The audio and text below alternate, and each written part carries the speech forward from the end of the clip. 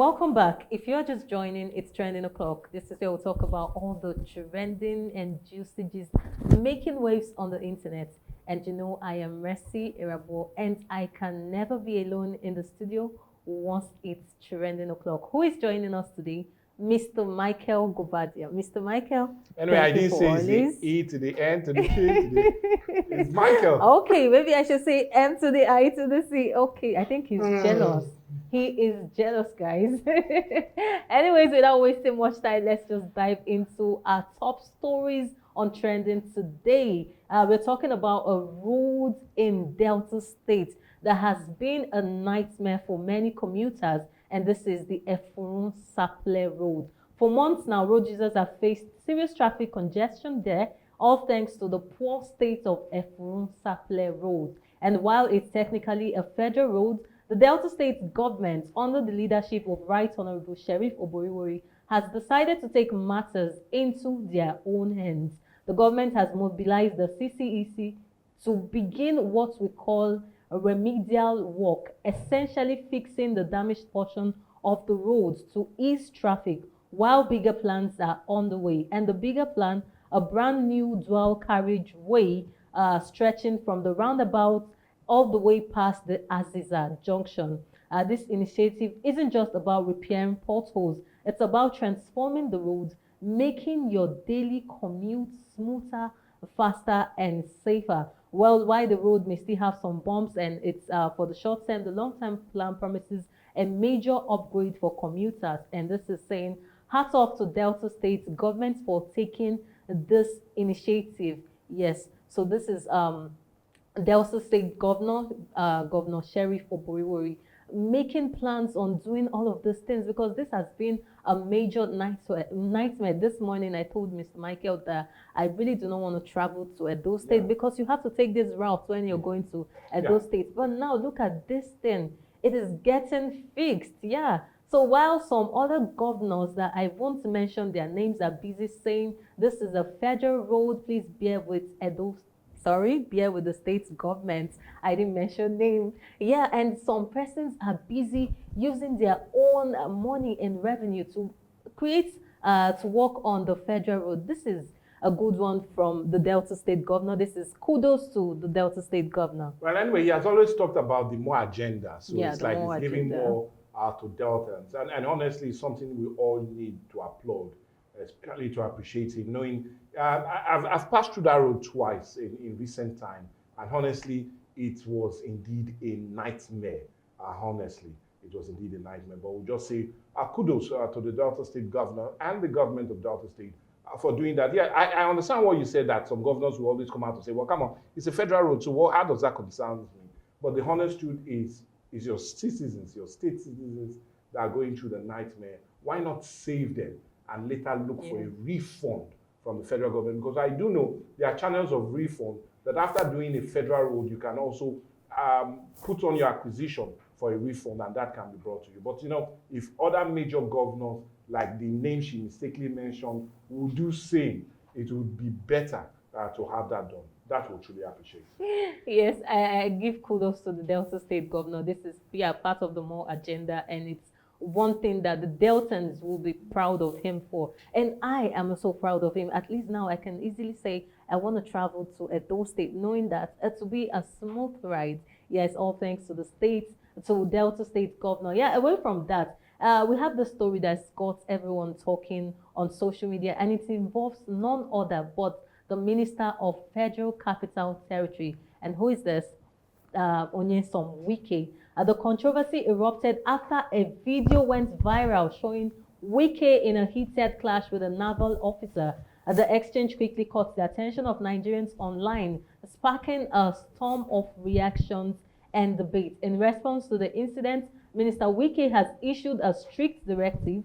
Employees of the Abuja Geographic Information Systems, known as the AGIS, as well as the Department of Land Administration, are now banned from using mobile phones while on duty. This move is intended to curb distractions and prevent incidents like the viral clash from happening again. But of course, the decision has sparked mixed reactions from netizens, and so many people are asking, is this the best approach to all of these viral videos we saw, because we are expecting something else, but now we are seeing that the next move is to ban the use of mobile phones. Well, netizens are not finding it funny at all, and we're able to gather some of the reactions, and let's see some of the reactions we got on net.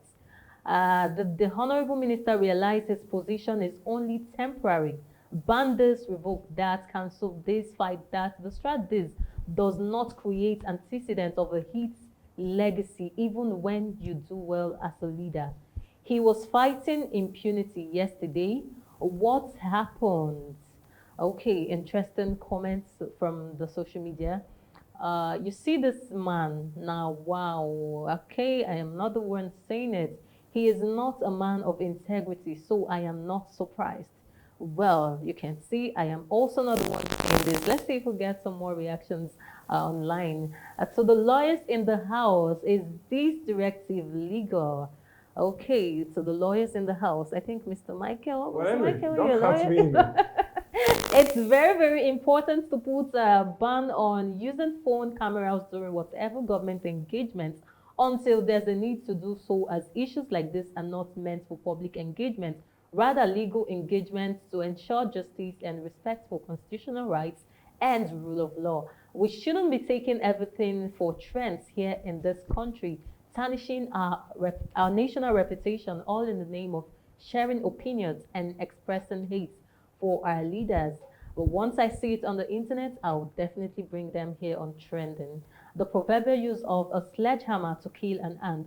How is this the problem? Behave better, create better systems, resolve issues through the proper channels, and you won't be afraid of being recorded. I think I said this thing today concerning the editors conference. Yeah, that's a swift and perhaps extreme reaction. Banning phones for an entire department after a personal viral incident seems like a major overreach, impacting the communication and efficiency just to control public perception. That's not a solution. He should learn to behave well, organized, and more professional. That's all. Okay, now we've got more questions of, is this the right move? Mr. Michael, is this Well, the anyway, right move? it's a funny one. And okay, let's just do it this way. The reason he's putting a ban on this is they finally investigated and found out it was somebody from the ministry that made go of that leaked viral video that have continued to spark reactions. Now, the funny side of it is, I wonder why he's taking it a bit too personal, because a lot of persons were also in support of his actions and were criticizing the naval young officer for his rude response to a minister. So he should not take it one-sided and feel, well, it's more like a bash to my ego and my side. We should rather let it be.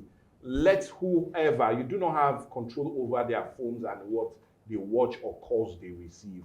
I'll plead with the Minister of the Federal Capital Territory to have a rethink as it concerns that. That will not stop the heated argument.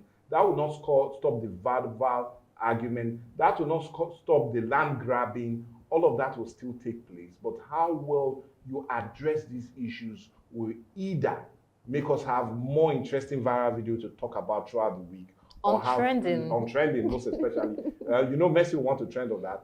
Or will have less of such impact and more civil way of addressing issues. Yeah, so like I said this morning, behave better. Imagine we saw a viral video of him maybe doing something really nice. I'm not sure he would go about banning phones. And that's because he gave us this other side, and then we saw it went viral, and now you want to ban phones. But this is not right. I see it as a misuse of power. That's what I am seeing this as a misuse of power. And talking about the naval officer, for me, the guy was not rude at all. He was being very professional, because if it were some persons, maybe they would just lose it. But for him, he acted very professional, in as much as the FCT minister was very, very rude. For me, he was rude. Talking to a uniform personnel in that manner was very rude. With the way you are talking now, I'm not saying why he wants to ban the phone. Please don't ban it, because I want to have more things to trend here on trending. If he listens to you, ban yes, we need more things to trend. So if we don't have all of those videos, what are we going to be talking about on trending? Well, so please, sir, consider not banning the phones. We want you to have a rethink of all of this. Well, away from that, we saw, yes, another viral video circulating that captured two Nigerian army personnel allegedly assaulting a civilian during a private mediation. The footage has since gone viral, igniting widespread condemnation from Nigerians across social media. Many viewers are asking questions about accountability and the conduct of our security personnel. Incidents like this raise serious concerns about professionalism and the treatment of civilians in sensitive situations. And then I get to ask, when I see army officers um, treating civilians bad, I just try to ask myself, is this what you are meant to do?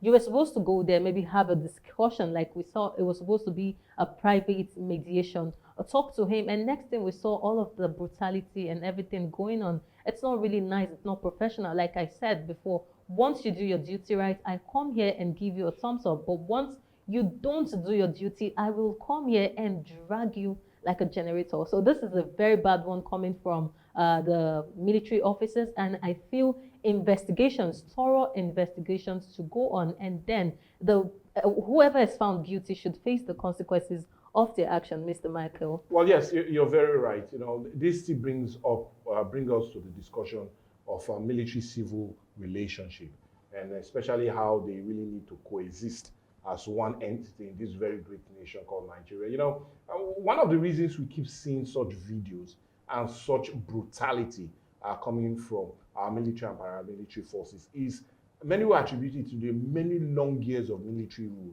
and that mentality that civilians are bloody.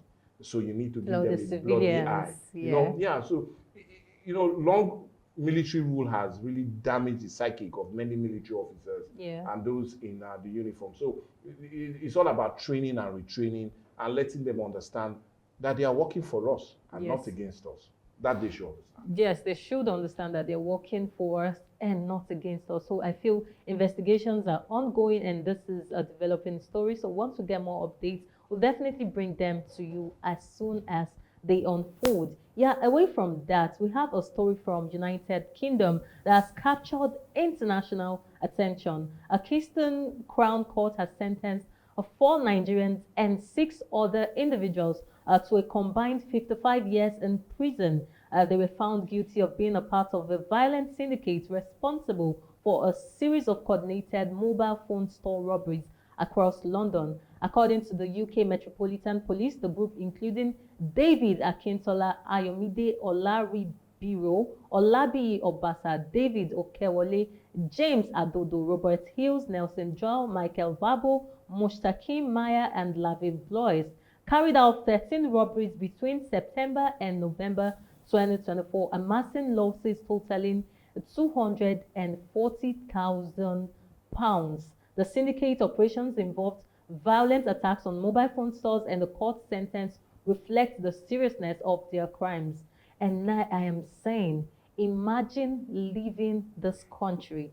Everybody wants to leave. The usual word, jackpa, they want to jackpa. And then some persons are opportune to leave, and then they go there to paint the image of the country in that way. And you know what? We're already fighting with the image of the country, and then they're going there to fight the image of the country. Well, netizens had lots of reactions to that, and trust me to always bring some of these reactions to you. Now let's see some of the reactions we got on the net.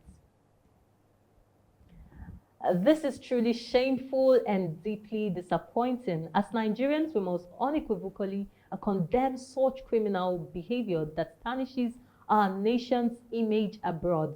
No matter the challenges anyone faces, there's no justification for violence, theft, or criminal enterprise. These individuals not only broke the law of another country, but also betrayed the trust of the millions of hardworking, honest Nigerians who are striving daily to make a positive impact and uphold our country's reputation.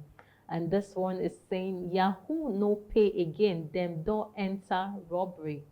Well, this is coming from somebody. This is sad. Yes, it's very sad. Well deserved, the opportunity that many people are looking for. You are lucky to have, and you think the best thing to use it for is theft and robbery. Even the village people are disappointed in them. Yes, so you don't blame it on village people. The village people are in shock. This is exactly the kind of news that damages Nigeria's global images and overshadow the efforts of millions of hardworking, law-abiding Nigerians making a positive impact abroad. Every time such incidents happen, it reinforces the negative stereotypes that take years to correct. It's sad that the actions of a few continue to stain the reputation of an entire nation striving for respect and recognition on the world stage. Yeah, this is very shameful coming from Dre. This is very shameful. To me, it is very shameful. Imagine four Nigerians. Ah, this is saddening. I don't know. So many people need this opportunity, and then you happen to get this opportunity to make your life maybe better or whatever, and then you decide to still go there and make fast money. So when I say most times that it's not really about poverty, when we talk about cyber fraud and all of that, and I said it's not really about poverty because some persons are just greedy. They just want to make this money. They don't care how it is. They just want to make this money very fast. Now you're outside the country that you're supposed to maybe work hard and make money, knowing the fact that the economy of your nation is, I don't want to mention the word, but you went there and then you're now behind bars. This is sad. I really wish I can put myself in the position of the family members right now, looking up to them that, oh, we actually sent some of our children, our sons outside the country to make themselves better. And now they are behind bars, Mr. Michael. Well, anyway, looking at their picture, you know that they are all guilty. Their faces are too strong. Now, let's look at it. If it was in the Nigerian context, Nigerian policemen would just see four of their faces and put them guilty already. Yeah, and they would not even have the chance of going to steal what they went to steal. But the truth is, it's shameful. It's quite disappointing. Yeah, it and is. it's really giving us that very bad look image overseas, especially coming from a host nation. And we know England or Britain at itself, we have a whole lot of Nigerians there. So this should not paint us in a bad light. We see how Nigerians are doing excellently well in Britain. Like we do know the main opposition party, the Labour Party, is being headed by a Nigerian by birth, Kemi. She's the one heading there. So it's not just going to sound as if all Nigerians are criminals, but we have credible, intelligent, hard-working Nigerians still living in Great Britain and are doing very well. Well, like we know, justice has been served, and these individuals will now serve years behind bars.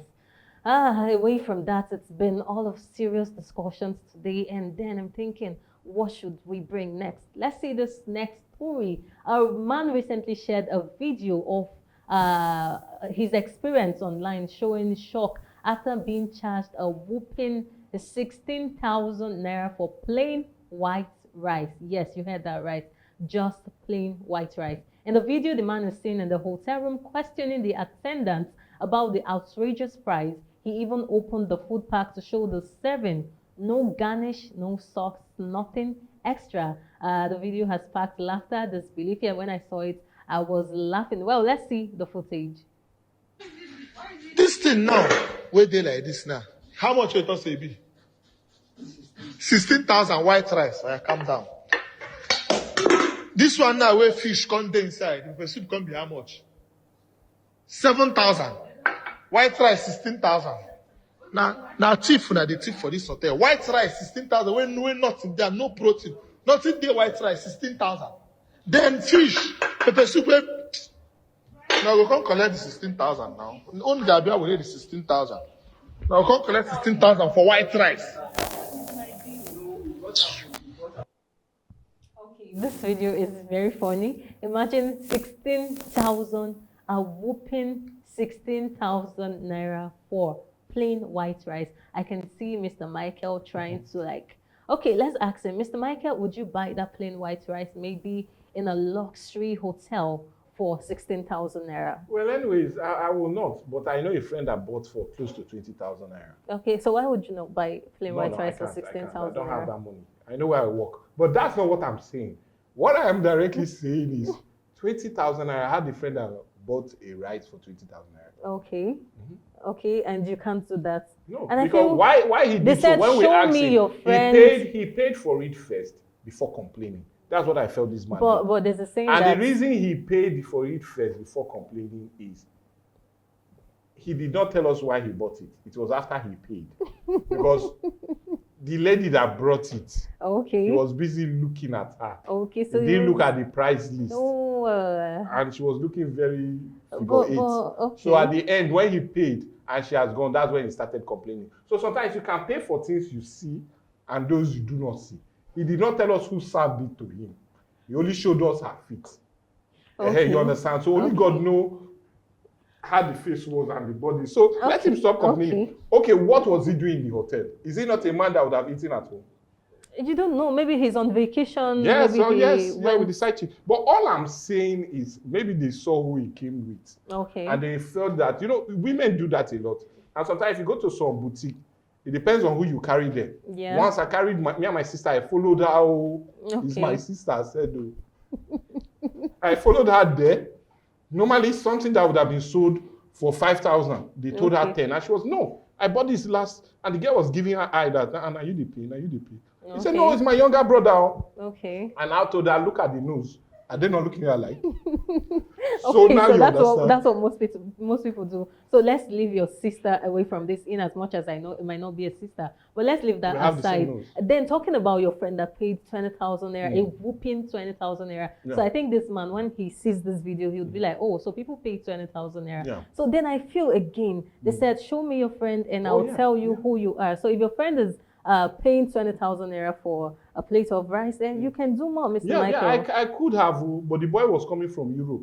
He came from France a day before, and he wanted to prove to us he had money. Okay. And we took him where he would spend the money. But he was foolish enough to look at the waitress rather than the money that was for the rice. So, but at the end, we ate. Yeah, well, we the rich people can actually pay more than that for a plate of rice. Yeah, I'll we show you can somewhere. pay. We can. Yeah, you can take me. I don't mind. I would even pay for you too. We can actually pay for that. That's not a big problem. Just ensure you go through the menu. Yes, most times I know most of these hotels bring menu and then price list are not there. And then I ask, please, how much is this? That is where you should ask questions. If you know how much, so you don't end up washing plates. You don't end up helping them sweep. You just become a cleaner all of a sudden because you don't have money to pay. But so honestly, do well that to ask fish, questions. and when I saw that video, that's just bono, no fish.